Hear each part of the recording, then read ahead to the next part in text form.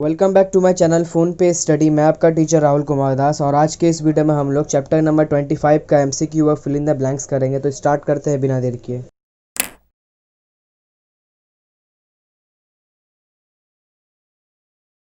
तो अब जाके हम लोग एमसीक्यू का सम्स का करेंगे। तो पहला क्वेश्चन यहाँ पे पढ़ लेते हैं। If the angle of elevation of the top of the mobile tower from distance of 10 metres from its foot is 60 degree then the height of the tower is 4 options दिया हुआ। बहुत ईजी क्वेश्चन है। बोला ये गया है कि angle of elevation मतलब एक टॉप ऑफ द टावर को हम लोग देख रहे हैं, मोबाइल टावर है यहाँ पे, हम लोग यहाँ खड़ा होकर यहाँ पर देख रहे हैं।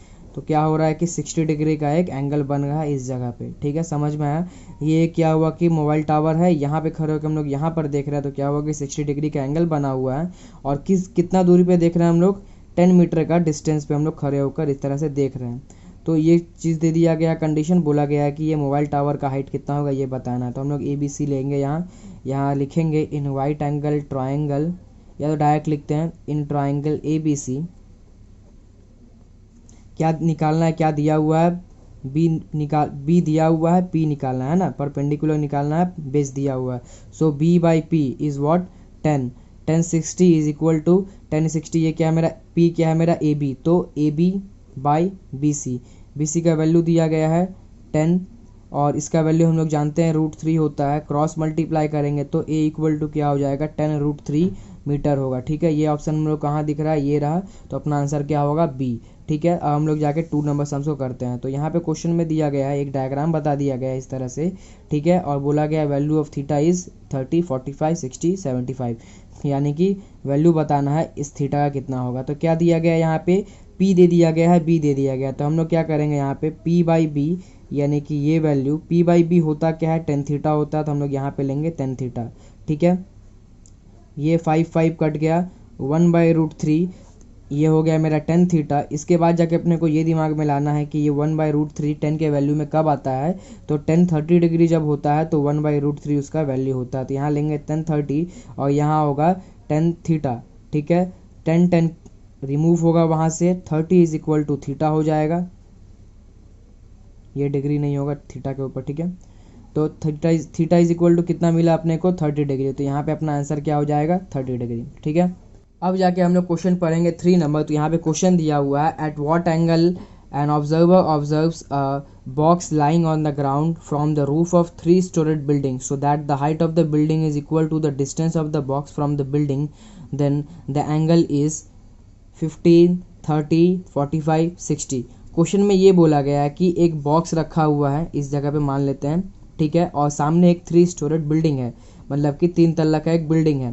क्या बोला जा रहा है कि हम लोग जब यहाँ से यहाँ देख रहे हैं तो कितना का एंगल बनना चाहिए, यही क्वेश्चन है। तो क्वेश्चन में ये कंडीशन दे दिया गया है कि बिल्डिंग का जितना हाइट है उतना ही हाइट पे ये रखा गया है, यानी कि ये लेंथ और ये लेंथ मेरा क्या है, इक्वल है। ये 90 डिग्री होगा, राइट एंगल ट्राइंगल है। तो ये लेंथ और ये लेंथ इक्वल होगा, तो इसका वैल्यू कितना होगा ये बताना है। तो यदि आप लोग सम्स करते करते अब तक देख रहे होगे, यदि नोटिस किए होगे इस चीज़ को, ऐसा तभी होता है जब ये एंगल 45 डिग्री का होता है। अब इसको हम लोग सम्स में कैसे करेंगे ये बात आता है। तो 2 तरह से, एक तो ये होगा कि आप लोग समझ के करोगे कि ये 45 होता है, कैसे होता है वो तो मैं भी समझा ही दूंगा, और उससे मैं डायरेक्ट टिक कर सकते हो यदि एग्जाम में अलाउ है। ये आप लोग को अपने स्कूल टीचर से पता करना होगा कि बोर्ड के एग्जाम में हम लोग को सम्स करना पड़ता है या डायरेक्ट टिक करने से चलेगा। क्योंकि मेरे टाइम में क्या हुआ था, जब मैं 10 में था तो हम लोग को सिर्फ टिक कर देने से काम चल जाता था, लेकिन अभी सुने हैं कि सम्स करके दिखाना पड़ता। तो ये चीज़ आप लोग अपने टीचर से क्लियर कर लेना एक बार।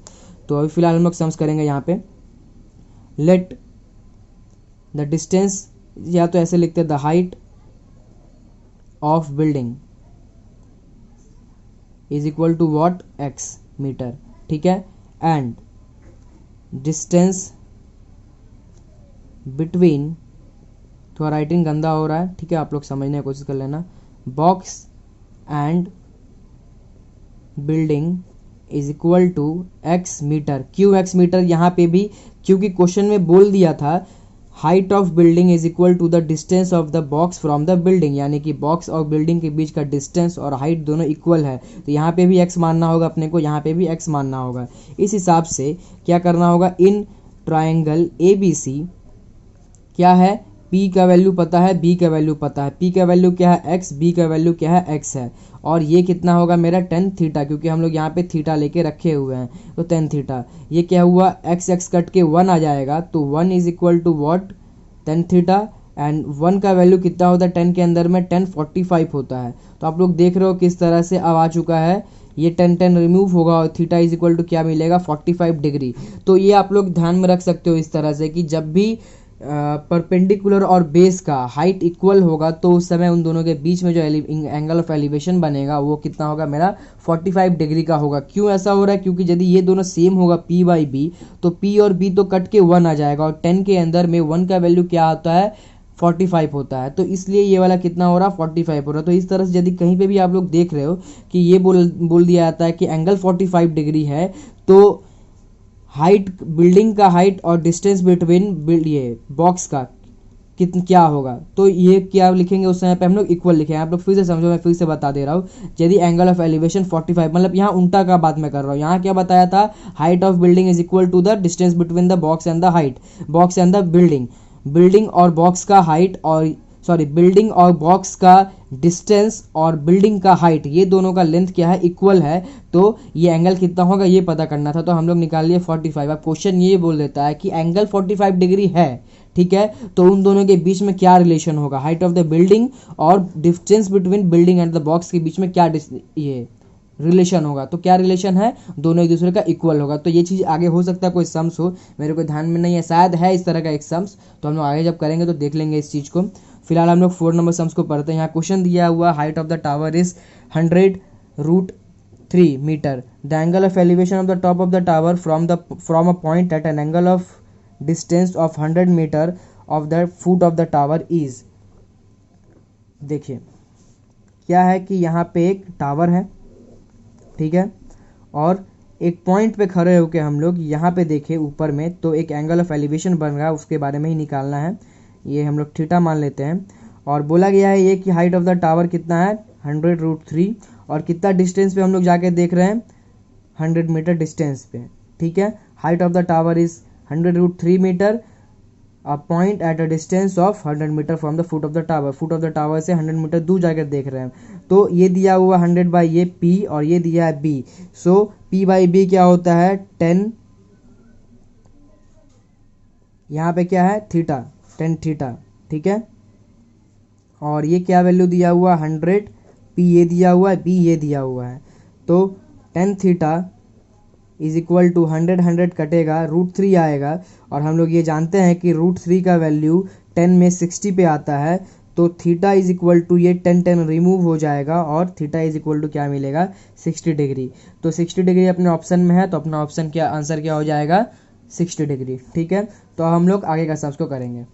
तो अब जाके हम लोग 5 नंबर सम्स को करेंगे एमसीक्यू का। तो क्वेश्चन पहले पढ़ते हैं। If the length of the shadow of the ground of a post is 3 times of its height, the angle of elevation of the sun is दिया हुआ 30, 45, 60, नन ऑफ दिस। तो क्या बोला गया है, पहले हम लोग वो निकालते हैं।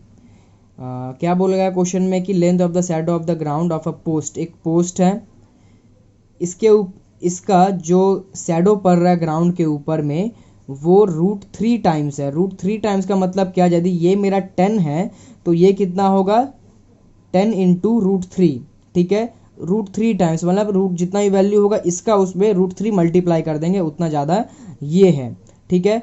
तो अब यही बताना है कि इसका एंगल ऑफ एलिवेशन कितना होगा, ठीक है। तो लेट कर लेंगे हम लोग थीटा, मैं पूरा स्टेटमेंट के साथ ये कर दे रहा हूँ, let the angle of elevation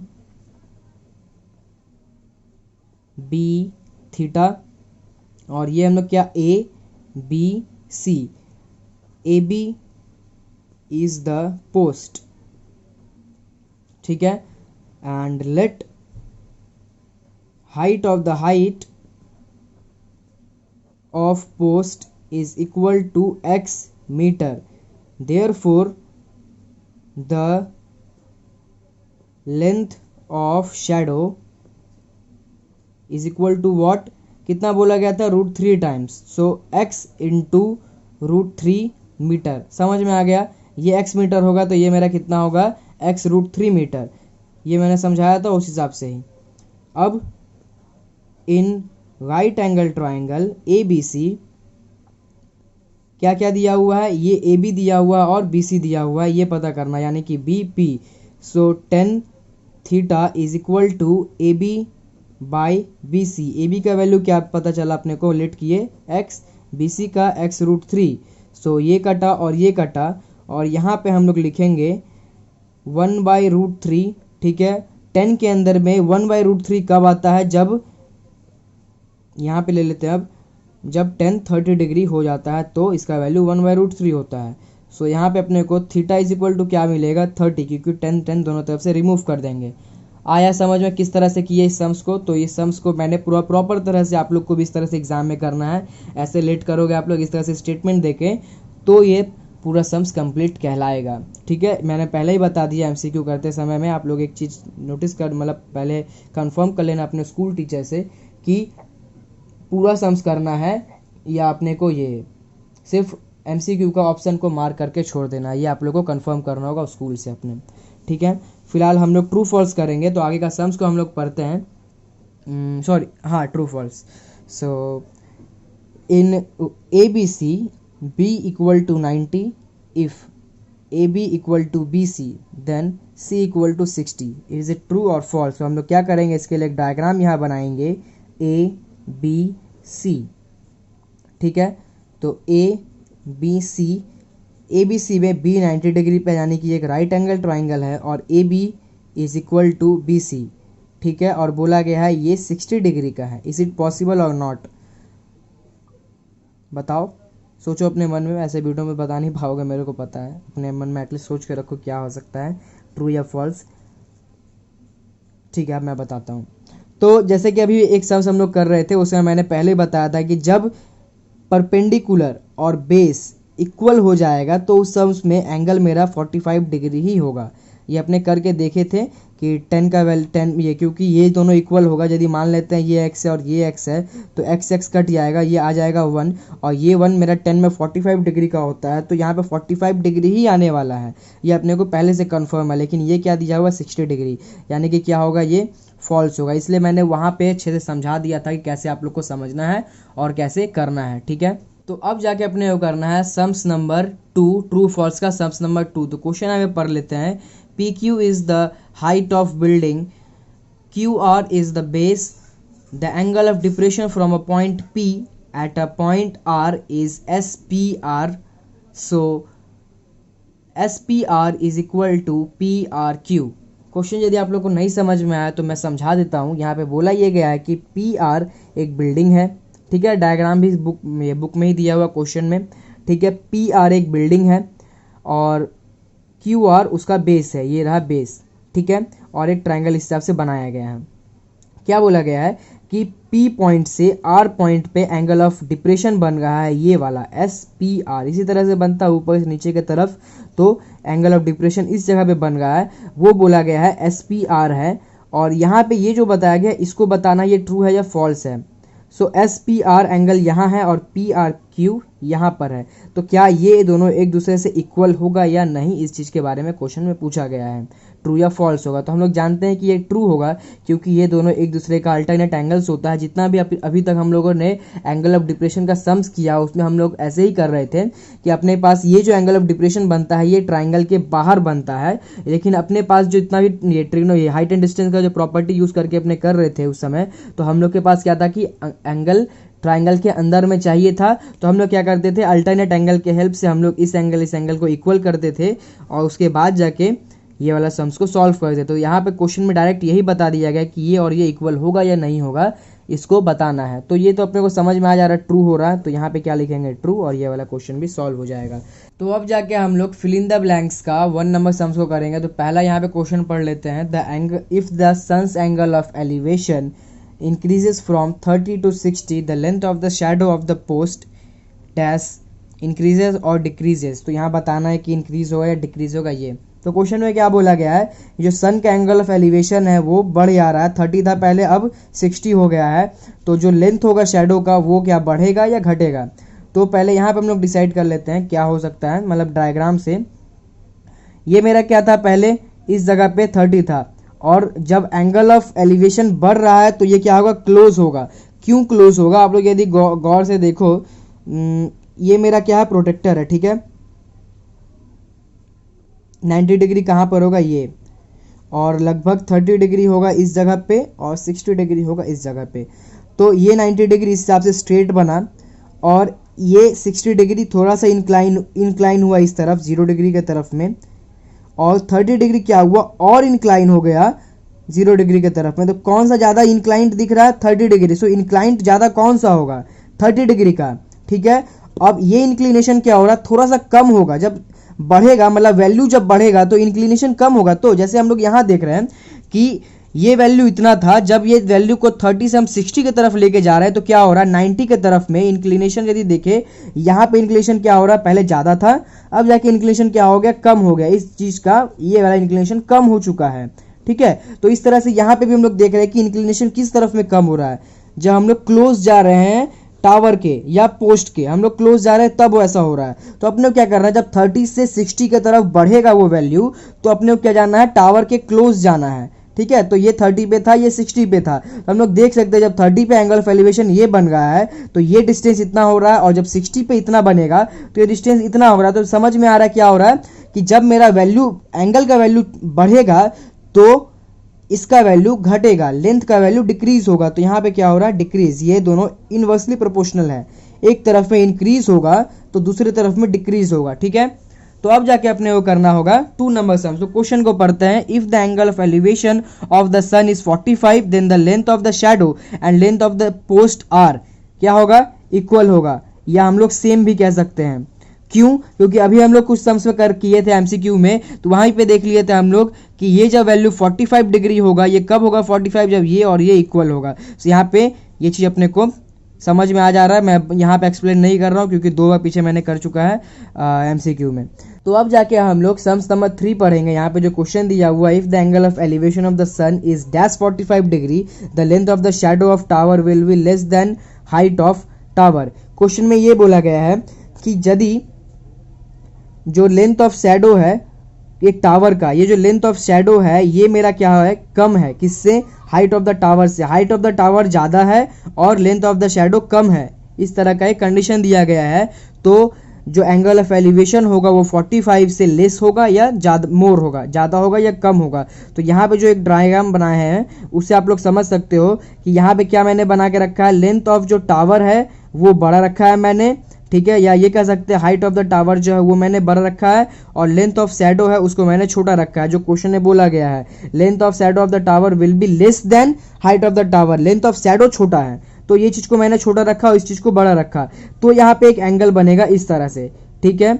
और यहाँ पे जब हम लोग बात करें, इसमें मैंने क्या बना के रखा है कि लेंथ ऑफ शैडो को, सॉरी लेंथ ऑफ शैडो ये रहा, ठीक है। लेंथ ऑफ शैडो को मैंने बड़ा रखा है और हाइट ऑफ टावर मैंने छोटा रखा है, हाइट छोटा और ये बड़ा। तो किसमें ज़्यादा इंक्लिनेशन दिख रहा है, इसके अंदर ज़्यादा इंक्लिनेशन दिख रहा है, यानी कि ये 45 से कम होगा, ठीक है। यदि आप लोग वैल्यूज़ के हिसाब से जाओगे, यदि मैं मान लेता हूँ कि ये मेरा क्या छोटा रखा है मैंने तो x, और ये रखा है मैंने 2x, या इस तरह का वैल्यू लेते हैं √3x लेते हैं क्योंकि √3 10 के अंदर में वैल्यूज़ आता है। तो आप लोग यदि कैलकुलेट करोगे तो ये वैल्यू आपको छोटा ही मिलेगा हमेशा 45 से, ठीक है। और यदि आप लोग इस चीज़ का बात करें तो यहाँ पे दिख रहा है अपने को 90 के तरफ क्लोज, ये 90 डिग्री है, ये 90 के तरफ क्लोज ज़्यादा है, तो ये क्या हो रहा है, मेरा 45 से कम ही होगा, ठीक है। और ये 90 से ज़्यादा दूर है तो ये ज़्यादा होगा। तो थोड़ा सा लॉजिक भी लगाना है, थोड़ा सा समझ के भी करना है, ठीक है। मैं यहाँ पे लॉजिक के हिसाब से समझा रहा हूँ, मैंने एमसीक्यू जितना भी था वो मैंने स्टेटमेंट से कराया, यहाँ पे मैं आप लोग को लॉजिक से समझा रहा हूँ। ये चीज़ आप लोग को समझना होगा और खुद से करना होगा स्टेटमेंट बना के, ठीक है। नहीं तो यदि आप लोग एग्जाम में पूछ सकते हो टीचर से कि यदि डायरेक्ट करना है तो डायरेक्ट यहाँ पे समझना है और मोर देन 45 लिखना है और अपना काम हो जाएगा। जब 45 डिग्री से एंगल ज़्यादा होगा तो लेंथ ऑफ द शैडो मेरा छोटा होगा हाइट ऑफ द टावर से, ठीक है। ये हम लोग जानते भी है कि सुबह 9 बजे के टाइम पे जो शैडो होगा अपना, यदि हम लोग कहीं बीच में खड़े हैं तो वो मेरा ज़्यादा लंबा होगा, और यदि हम लोग 11 बजे का बात करें उस समय जो शैडो पड़ेगा अपना वो छोटा होगा। क्यों, उस समय एंगल बढ़ जा रहा है, अपने सीधे हेड पे आ जाएगा लगभग। यदि हम लोग यहाँ खड़े हैं इस जगह पे और सन यहाँ पर है इस तरह से, तो ये मेरा 11 बजे के टाइम होगा। तो क्या हो रहा है, इस जगह से यदि 90 डिग्री मेरा ये स्ट्रेट हो रहा है तो यहाँ पे मेरा क्या हो रहा है, एंगल छोटा बन रहा है। और 9 बजे सन करीब इस जगह पे रहेगा तो मेरा इस हिसाब से एंगल क्या हो रहा है, बड़ा हो रहा है। तो ये थोड़ा सा लॉजिक के हिसाब से भी समझ के अपने को करना पड़ता है, ठीक है। तो यहाँ से आप लोग देखो और समझो इस चीज़ को अच्छे से, इसको समझने की कोशिश करो। नहीं समझ में आ रहा तो फिर से शुरू से देखो इस वीडियो को, जो मैंने वीडियो मतलब 3 नंबर सम्स को शुरू से देखो तो आप लोगों को जरूर समझ में आएगा। इस पार्ट में हम लोग इतना ही सम्स करेंगे, बाकी का जो सम्स बच गया यानी कि शॉर्ट आंसर टाइप क्वेश्चन वो हम लोग नेक्स्ट पार्ट में करेंगे और वही हम लोग का लास्ट पार्ट होने वाला है। तो तब तक के लिए आप लोग जितना भी सम्स मैंने कराया उसको अच्छे से प्रैक्टिस करो। यदि कोई भी तरह का प्रॉब्लम है या इशू है तो आप लोग मेरे को कमेंट बॉक्स में मैसेज करके बता सकते हो। और कोई भी यदि क्वेश्चन है तो आप लोग मेरे को डायरेक्टली इंस्टाग्राम पे भी मैसेज कर सकते हो। अपना ग्रुप है फेसबुक पे, व्हाट्सएप पे, हर जगह आप लोग मेरे को रीच कर सकते हो। तो तब तक के लिए आप लोग अच्छे से प्रैक्टिस करो। ऑल द बेस्ट, मिलते हैं नेक्स्ट वीडियो में। Thanks for watching.